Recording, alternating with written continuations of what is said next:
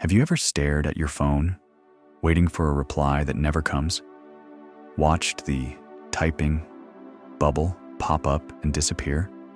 Or maybe it's been weeks, even months, since you've heard your child's voice. No argument, no big falling out, just silence. And you find yourself wondering, did I do something wrong? If that thought's ever crossed your mind, I want you to know you're not the only one. Not by a long shot. This silence, this ache, is something more and more parents are quietly living with after 60. The distance, the missed birthdays, the unanswered calls. It's heartbreaking. And what's worse, no one really talks about it. We're told to give them space, to move on, or that kids these days are just busy. And sure, maybe some of that is true, but it doesn't erase the pain. Because when you've spent your life loving someone, raising them, cheering them on, it's a deep kind of wound when they drift away. But here's the thing. Silence doesn't have to be the end of your story. In fact, this might be the very moment it starts to turn around. In today's video, we're going to talk about 5 simple, heartfelt ways you can begin to rebuild the bond with your children, even if it feels like the bridge is broken. These aren't tricks or guilt trips. They're small, meaningful shifts that can open the door again. And I'll even share a personal story that changed the way I connect with my own family, something I never thought I'd say on camera, but it just might be the piece you've been missing. So, stay with me.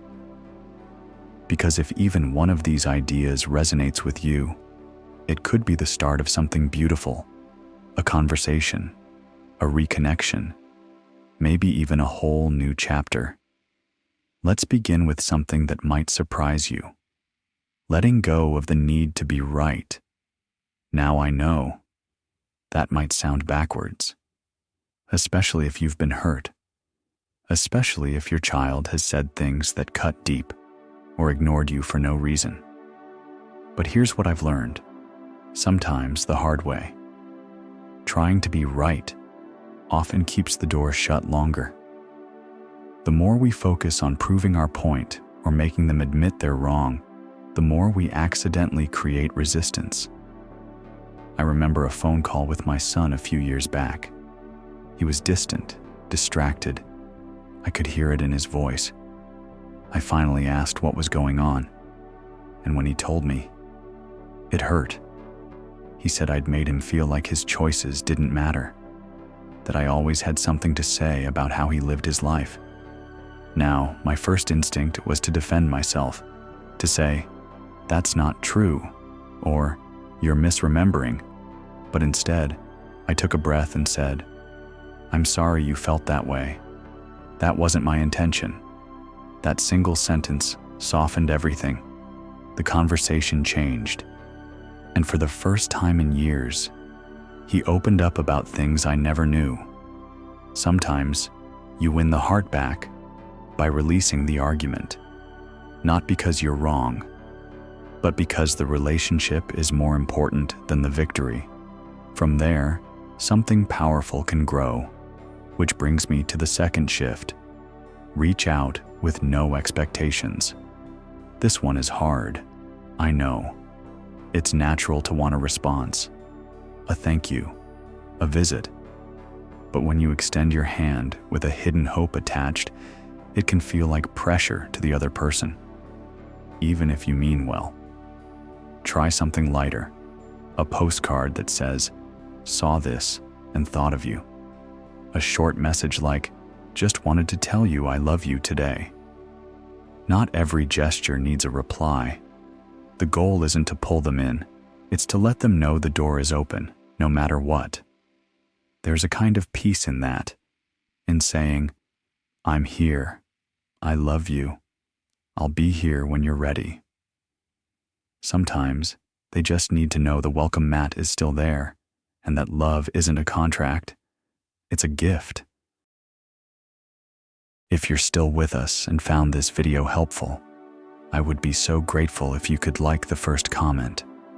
It's a warm sign that you're here and that my efforts aren't in vain. And if you haven't subscribed yet, welcome. Please hit subscribe, and if you'd like, turn on the bell so you won't miss future episodes. Thank you for your attention, your trust, and for being here. Your support truly inspires me to keep going and to share what may be useful and meaningful. Let's move forward together, calmly, with curiosity and kindness. Now, I want to share that personal story I promised, something that shifted things for me completely. A few years ago, my daughter and I had grown distant. We weren't fighting. We just weren't connecting. Texts went unanswered. Conversations felt shallow. And then one day, out of the blue, I came across an old letter she'd written me when she was a teenager. It was tucked into a book I hadn't opened in decades. She'd written about how much she admired the way I handled life's ups and downs, how she hoped she'd grow into someone like that. And as I read it, I cried, not because of the words, but because I'd forgotten who I was to her. I realized I had been showing up lately not as the calm, loving father she'd admired, but as a man quietly wounded by her silence. And so I changed something. The next time I texted her, I didn't ask when we'd talk. I didn't mention the distance. I sent her a photo of that letter. I said, "Found this today. You gave it to me when you were 16. Thank you for believing in me then. I'm still trying to be that man." She replied within 5 minutes. Sometimes what heals the bond is not trying harder, but remembering who you are to them. When you show up with love, humility, and a gentle heart, things begin to shift. Next, we'll talk about one of the most overlooked ways to reopen the connection with your child. And it has nothing to do with long talks or emotional confessions. In fact, it's something you can start doing without saying a word. That silent thing I mentioned, the one you can start doing without even saying a word, it's living a life that inspires curiosity. Now, that might sound vague at first, but hear me out. When children, even adult children, feel distance from a parent, they often form an image in their mind of who we are. Sometimes, that image gets stuck. Mom just watches TV all day, or dad's always complaining about his health. They think they know us. And sometimes they tune us out because of that. But what happens when we surprise them? I had a friend, Marty, he's 71, who started taking watercolor classes after his retirement. He didn't tell his family at first. He just showed up one day at his daughter's place and gave her a small painting of a sailboat. Nothing fancy, just a simple little piece. And she said, "Dad, you did this?" They talked about it for an hour. It sparked something, not just admiration, but interest.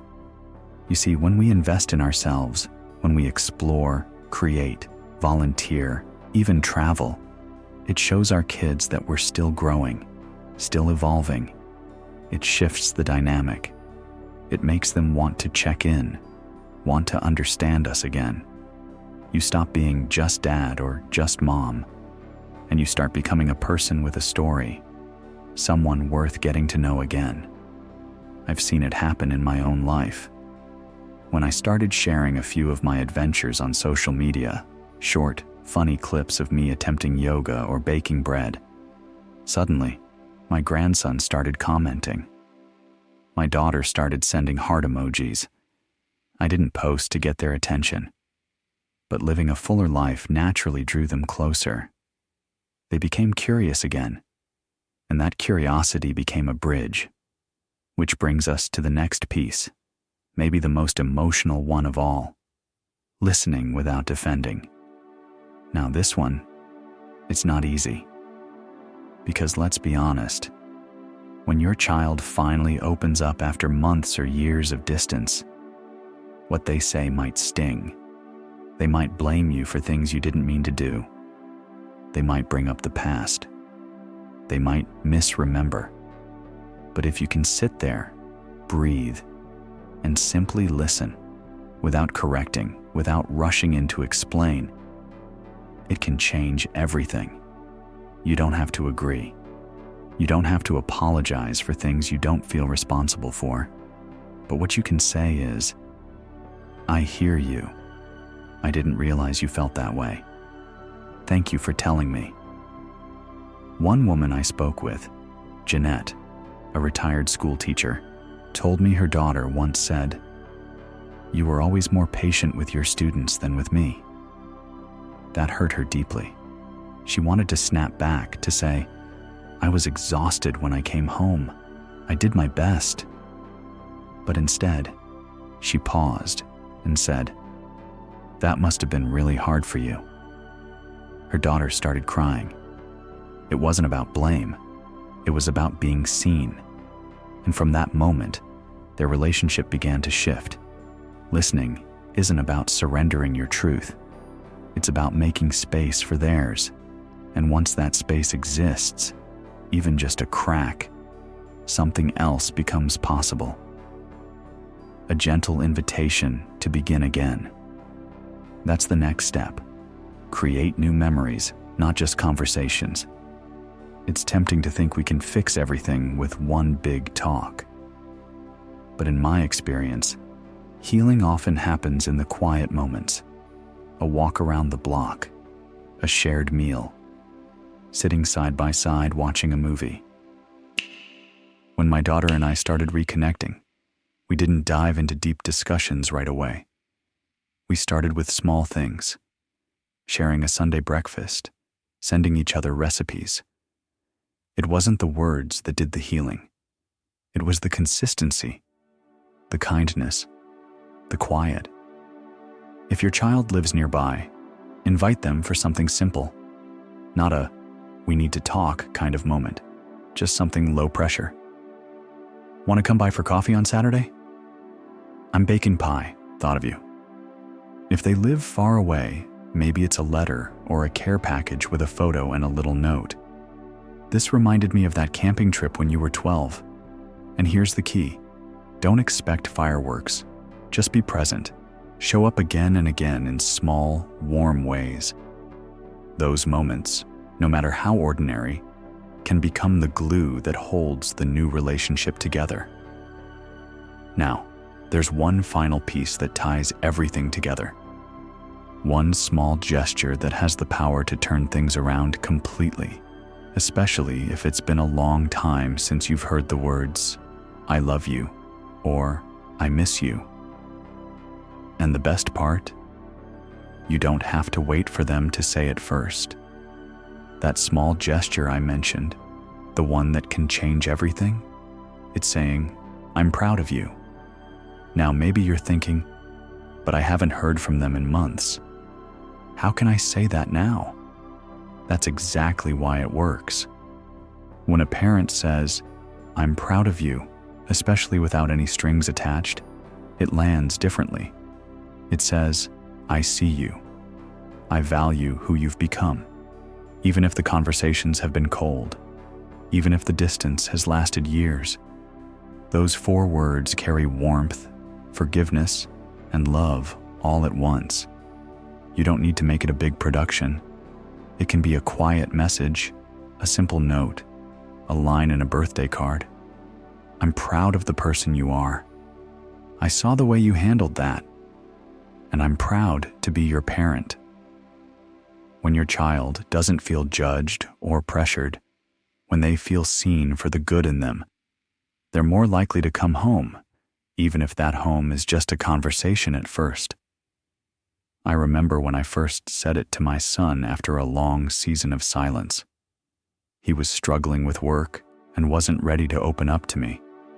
But I left him a voicemail one evening, just 1 minute long.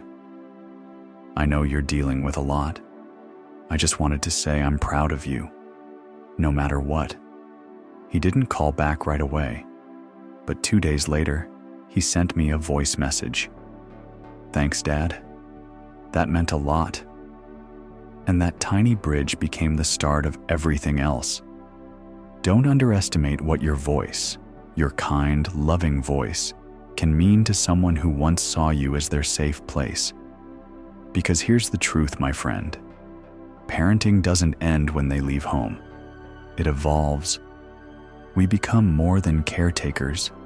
We become quiet anchors, a safe harbor they can return to when they're ready. And I know, sometimes it feels like they never will, but they're watching. They're listening more than you think, even when they're silent. And when you choose to show up with patience, humility, and open-hearted love, it creates space for healing, for reconnection, for a new relationship that isn't based on the past, but on who you are now, together. Let me say that again, just in case no one has said it to you lately. You can rebuild this bond. You are not too late. You are not invisible. And no silence is stronger than love. The years ahead can hold so much more than you imagine. New laughter, new memories, even the sweet surprise of hearing their voice again when you least expect it. So here's what we've covered, not in bullet points or to-do lists, but in gentle truths, letting go of being right, reaching out without pressure, living with curiosity, listening without defending, creating new memories, saying, with no agenda, "I'm proud of you." All small, honest acts of love, all within your reach. If something here spoke to you, I invite you to take one step today. Not all 5, just one. Maybe it's a message. Maybe it's a quiet change in the way you think about them. Or maybe it's simply a decision that your heart is still open, no matter how long it's been. And if you've been carrying that ache, the one that whispers, "Maybe it's too late," I hope this video helped you lay it down, even just a little. You're still a parent. You always will be. And love, real love, has no expiration date. I'd love to hear from you in the comments if you've experienced something like this, or if you're ready to try a new approach. Your story could help someone else who's feeling alone right now. And if this video meant something to you, please like it and subscribe, not just for the channel, but to remind yourself that you're not doing this alone. Here's to second chances, to soft landings, to the quiet power of still being here. Thank you for watching.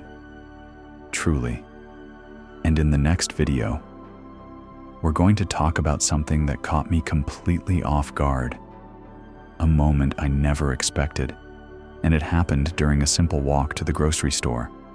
Out of nowhere, someone stopped me and asked a question about my hands. Not my face, not my age, but my hands. That question led to a conversation about aging, identity, and something I'd been hiding even from myself. It shook me a little, but it also helped me understand something about growing older that no one had ever explained to me. And now, I want to explain it to you, because I think it might change the way you see yourself in the mirror, and maybe even bring a little peace to the parts of you that feel forgotten. But we'll talk about all that next time. Until then, take care of your heart. It still has a lot of love left to give.